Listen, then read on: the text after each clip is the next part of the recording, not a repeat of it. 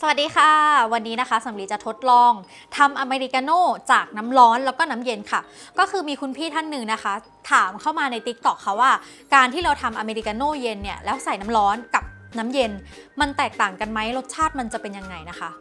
เราก็สงสัยเหมือนกันเพราะฉะนั้นนะคะเรามาทดลองไปพร้อมๆกันเลยค่ะต้องแจ้งก่อนนะคะว่าสิ่งที่เพื่อนๆจะได้รับฟังต่อไปนี้คือมันเป็นความเห็นส่วนตัวของเราถ้าเพื่อนๆได้ไปทดลองทำแล้วชอบใช้น้ำร้อนมากกว่าหรือน้ำเย็นมากกว่าอันนี้ก็คือเอาไปปรับใช้ตามความชอบตามดุลยพินิจของเพื่อนๆที่ร้านของเพื่อนๆได้เลยนะคะโอเคค่ะเพื่อไม่ให้เป็นการเสียเวลาเราไปทำกันเลยค่ะมาสกัดกาแฟกันเลย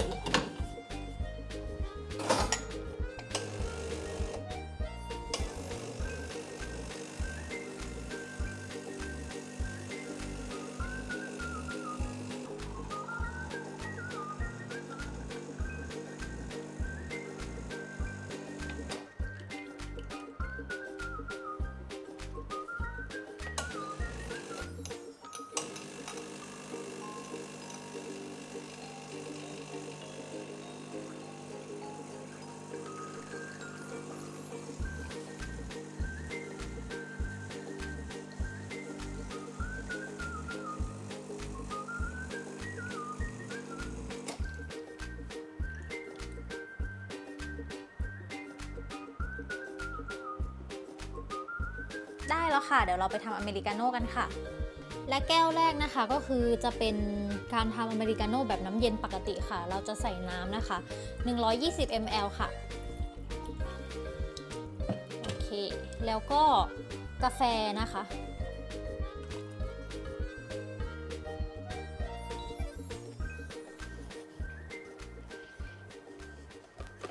จากนั้นก็เติมน้ำแข็งค่ะ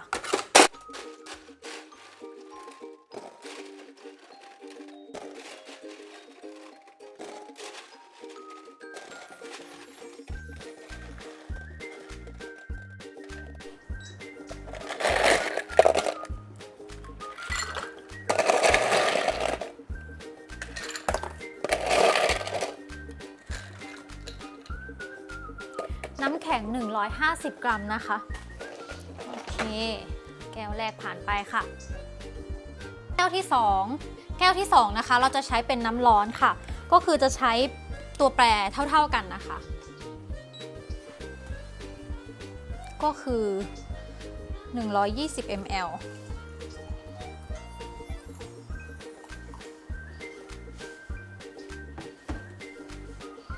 แล้วก็กาแฟค่ะ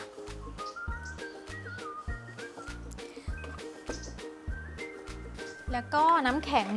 150 กรัมนะคะใช่ค่ะ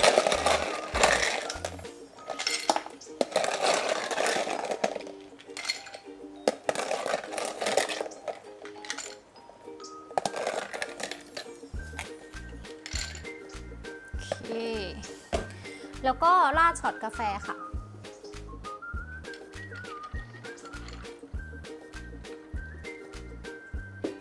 เดี๋ยวสำลีจะปักหลอดไว้เพื่อที่จะไม่ให้หลงว่าอันไหนเป็นอันไหนนะ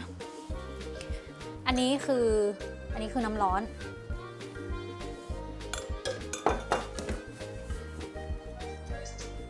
อันนี้ก็คือเสร็จแล้วนะคะน้ำร้อนกับน้ำเย็นน้ำร้อน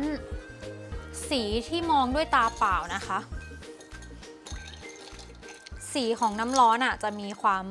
แอบคล้ายโคบูอยู่เหมือนกันนะสีแตกต่างกันไหมก็ไม่ค่อยต่างกันมากนะลักษณะภายนอกก็คือเหมือนกันเลยโอเคเดี๋ยวเราจะมาลองชิมกันนะคะ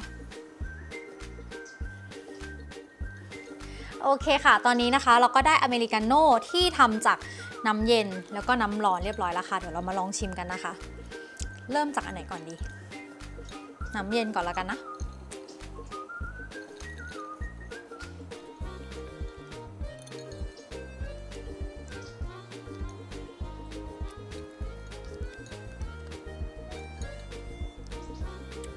น้ำเย็นจะมีบอดี้ที่ยังคงเหลือเยอะกว่าค่ะเพราะว่าอะไรรู้ไหมเพราะว่าน้ำแข็งมันไม่ได้ละลายเร็วเหมือนน้ำร้อนแต่น้ำร้อนอาจจะรู้สึกว่าจิบได้ง่ายๆกว่ารสชาติกลมกล่อม พ ราะว่าน้ำแข็งมันละลายด้วยละมั้งเราก็เลยรู้สึกว่ามันจิบง่าย แต่ว่าอเมริกาโน่ที่ใส่น้ำเย็นอ่ะมันจะมีบอดี้ที่ยังคงเหลืออยู่เยอะอะแล้วก็หนักแน่นเข้มข้นอันเนี้ยถ้าเกิดว่าลูกค้าแบบ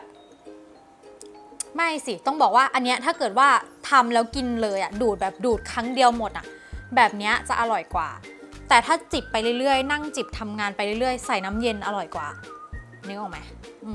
ก็คือทำให้ตรงตามที่แบบที่เราจะกิน สำหรับเรานะเราชอบเป็นน้ำร้อนมากกว่าชอบเป็นน้ำร้อนมากกว่า